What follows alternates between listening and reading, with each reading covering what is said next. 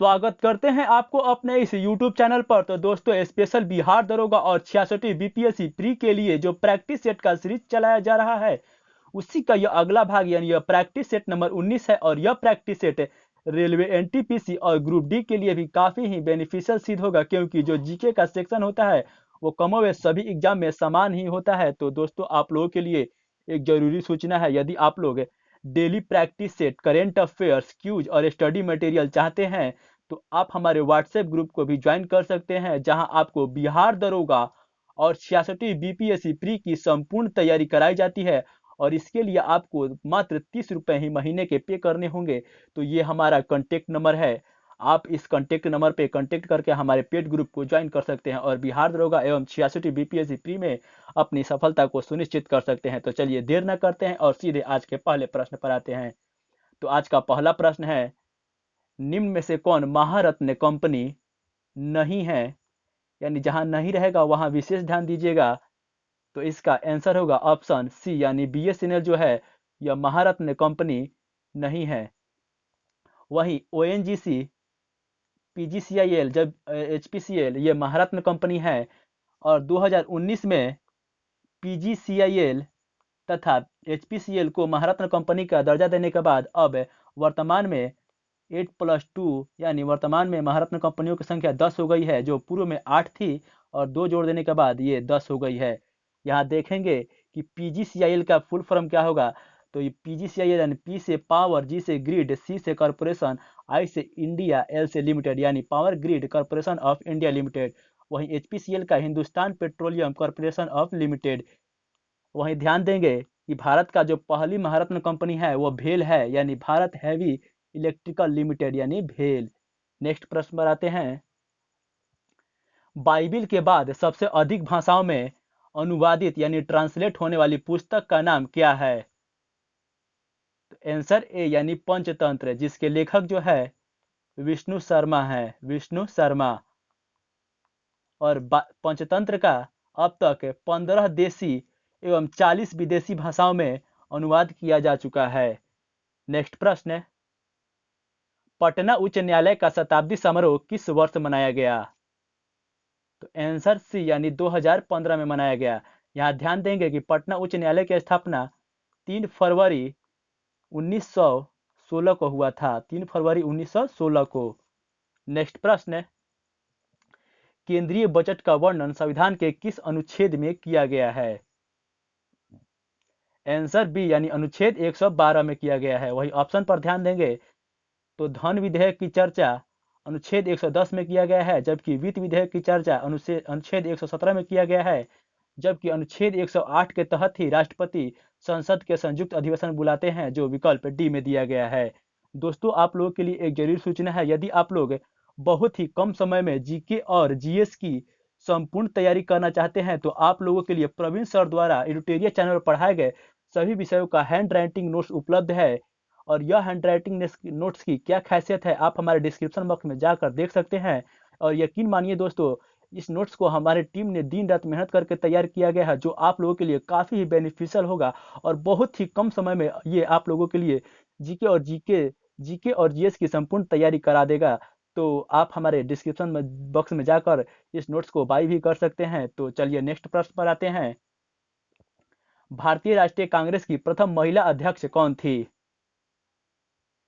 Answer B यानी Annie Besant. और Annie Besant को 1917 के कलकत्ता अधिवेशन में भारतीय राष्ट्रीय कांग्रेस की प्रथम महिला अध्यक्ष चुना गया था। वहीं ध्यान देंगे कि भारतीय राष्ट्रीय कांग्रेस की प्रथम भारतीय महिला अध्यक्ष की बात की जाए, भारतीय महिला अध्यक्ष की बात, तो यह सरोजनी नायडू थी, जो 1925 के कानपुर अधिवेशन में अध्यक्ष चुनी गई थी। नेक्स्ट प्रश्न है, भारत में जंगली गधे मुख्यतः कहाँ पाए जाते हैं? आंसर ए यानी कच्छ के रण में। और यह कच्छ का रण जो है गुजरात में स्थित है, गुजरात में, जहां भारत और पाकिस्तान के बीच विवाद का कारण है। नेक्स्ट प्रश्न है, निम्न में से कौन सा रोग वायरस जनित नहीं है? यानी वायरस जनित नहीं है, यानी यह जीवाणु द्वारा फैलता है, कौन सा रोग? आंसर डी यानी क्षय रोग। और क्षय रोग को ही हम टीबी कहते हैं, यानी ट्यूबरक्लोसिस। और यह क्षय रोग जो है यह माइकोबैक्टीरियम ट्यूबरक्लोसिस नामक जीवाणु से फैलता है। नेक्स्ट प्रश्न, क्वेश्चन नंबर जो 8 है, ज्वालामुखी विस्फोट के कारण पृथ्वी के भूगर्भ से क्या निकलता है? तो पृथ्वी के भूगर्भ से जलवाष्प, मैग्मा और कई प्रकार की गैसें भी निकलती है। तो इसलिए विकल्प है डी राइट आंसर। यानी ज्वालामुखी विस्फोट जब होता है तो जलवाष्प, मैग्मा और कई प्रकार की गैसें निकलती है। नेक्स्ट प्रश्न, विश्व प्रसिद्ध अंगोरा ऊन किस पशु से प्राप्त किया जाता है? आंसर ए यानी खरगोश से प्राप्त किया जाता है। यहाँ ध्यान देंगे कि अंगोरा ऊन जो है वह खरगोश से, जबकि पश्मीना ऊन जो है वह बकरी से, जबकि मेरोना ऊन जो है, मेरोना या मेरोनो, या भेड़ से प्राप्त किया जाता है, जो विकल्प सी में दिया गया है। और भेड़ से सर्वाधिक मेरोनो ऊन का उत्पादन ऑस्ट्रेलिया के द्वारा किया जाता है। नेक्स्ट प्रश्न, सबसे अधिक गन्ना और आलू का उत्पादन किस प्रदेश के द्वारा किया जाता है?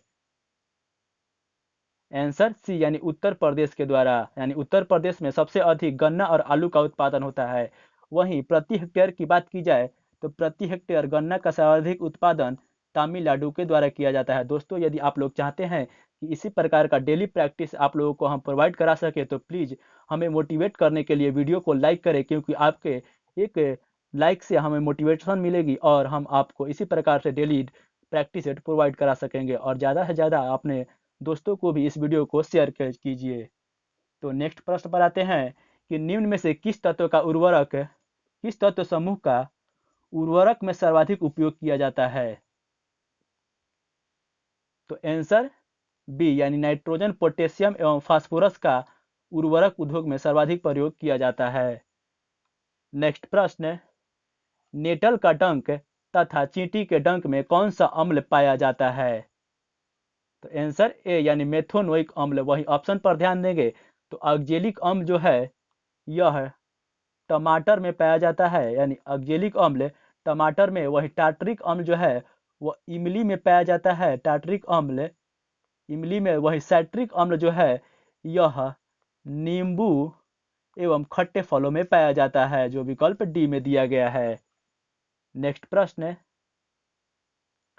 भारत में सबसे यानी सर्वाधिक प्याज का उत्पादन किस राज्य द्वारा किया जाता है?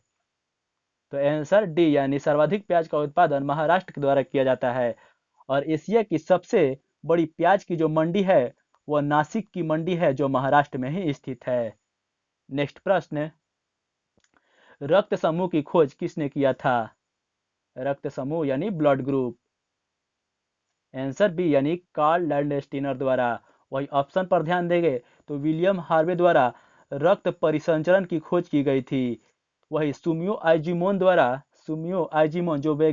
जो जापानी वैज्ञानिक थे, उनके द्वारा कार्बन नैनो ट्यूब्स यानी कार्बन नैनो ट्यूब्स यानी CNT की खोज की गई थी।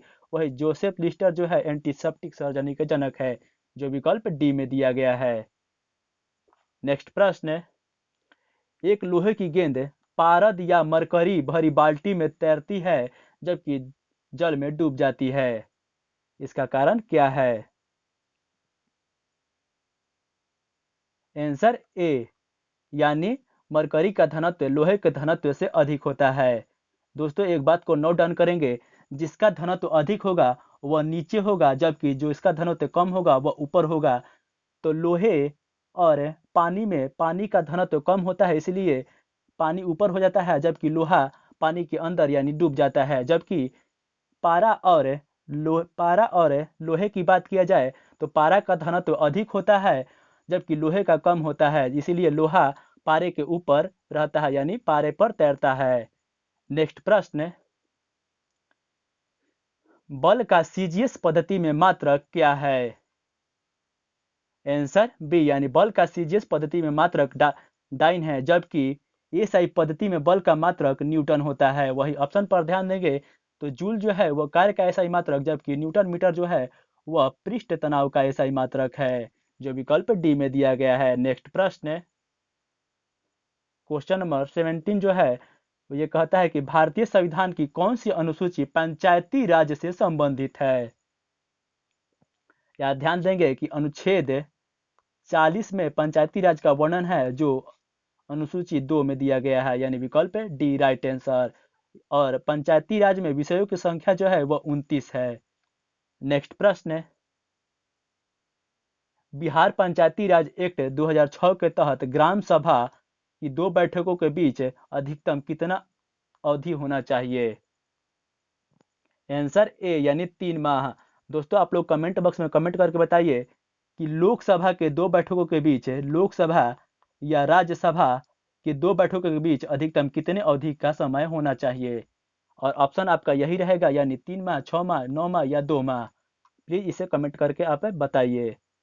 नेक्स्ट प्रश्न, भारतीय संविधान का कौन सा अनुच्छेद नागरिकों के मौलिक कर्तव्य से संबंधित है? आंसर सी यानी अनुच्छेद 51 के ए। वही ऑप्शन पर ध्यान देंगे तो अनुच्छेद 50 में कार्यपालिका को न्यायपालिका से पृथक किया गया है, जबकि अनुच्छेद 17 में अस्पृश्यता का उन्मूलन किया गया है, जबकि अनुच्छेद 45 में 6 से 14 वर्ष की आयु के बच्चों के लिए शिक्षा का प्रावधान किया गया है। नेक्स्ट प्रश्न, तो दोस्तों प्लीज हमें मोटिवेट करने के लिए वीडियो को लाइक करें। तो क्वेश्चन नंबर जो 20 है, निम्न में से किस दल को राष्ट्रीय दल का दर्जा प्राप्त नहीं है? आंसर बी यानी तेलुगु देशम पार्टी, जिसकी स्थापना एन.टी. रामाराव द्वारा 1982 में किया गया था।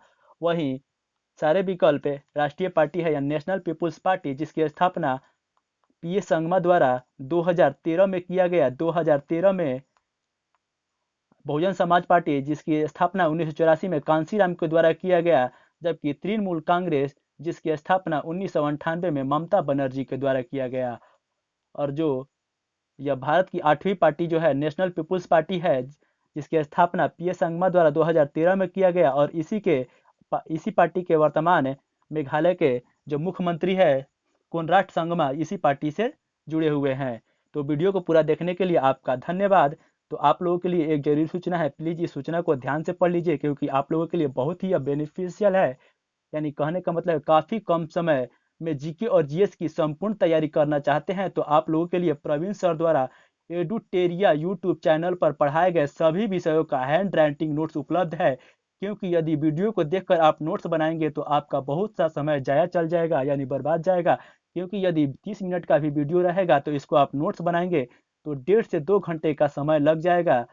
तो इसी समय को सेव करने के लिए परीक्षार्थियों के विशेष अनुरोध पर हमारी टीम के द्वारा दिन रात मेहनत करके एडुटेरिया नोट्स को तैयार किया गया है, जिसके लिए आपको मात्र 25 रुपये ही पे करने होंगे। तो आप ये नंबर पर कांटेक्ट करके हमारे इस नोट्स को परचेस कर सकते हैं। तो आज के लिए बस इतना ही, धन्यवाद।